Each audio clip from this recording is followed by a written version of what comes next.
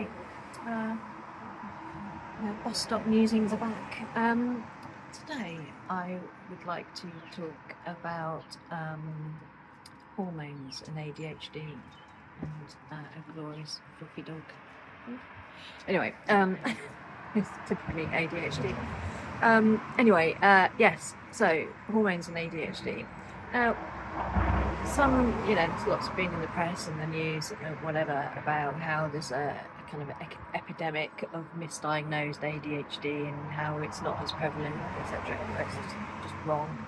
Science proves that at least 1 in 5 of us have some sort of sense of neurodiversity. Anyway, back to the subject. It's something I'm starting to call the convergence window. So what happens is when you go through perimenopause and menopause, your estrogen drops.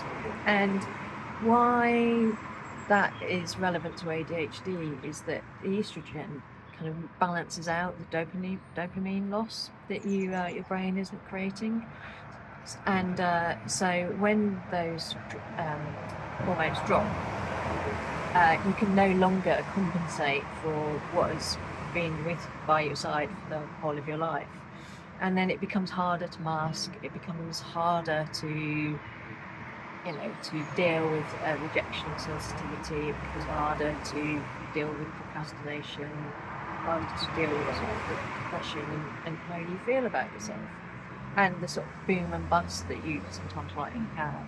In terms of 1 minute you're hyper-focused and can absolutely smash through 3 times the amount of work anybody else can do, and then the other time you might not be able to get out of bed.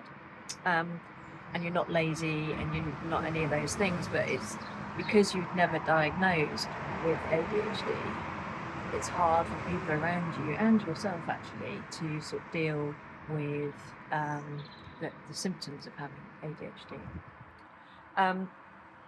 And so once you go through menopause, it's a bit of a car crash, really. It's not just that though.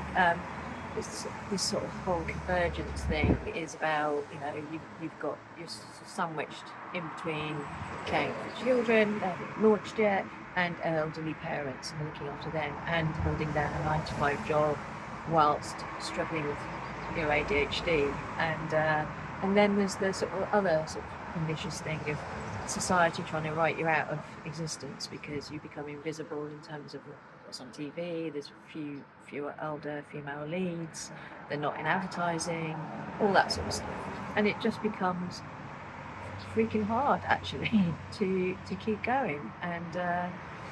And one of the sort of saving graces is that you get diagnosed with ADHD perhaps, and at least then you have access to therapy and to medication, things like that sort of help smooth everything out.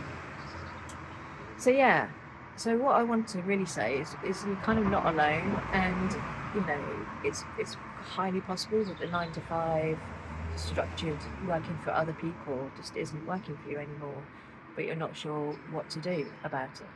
Well, I've been helping lots of women just like you, because I've been one of them. I've gone through the journey myself, and I just wanted to say you're not alone, and click a friend request if you want to talk about it. No strings attached. I'm not going to sell you anything.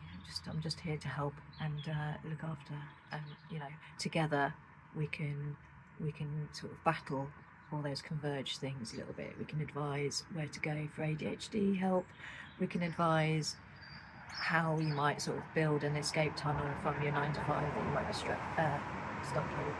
And we can just be a friend to sort of laugh about the trials and tribulations of bringing up teenage kids and the heartbreak of elderly parents.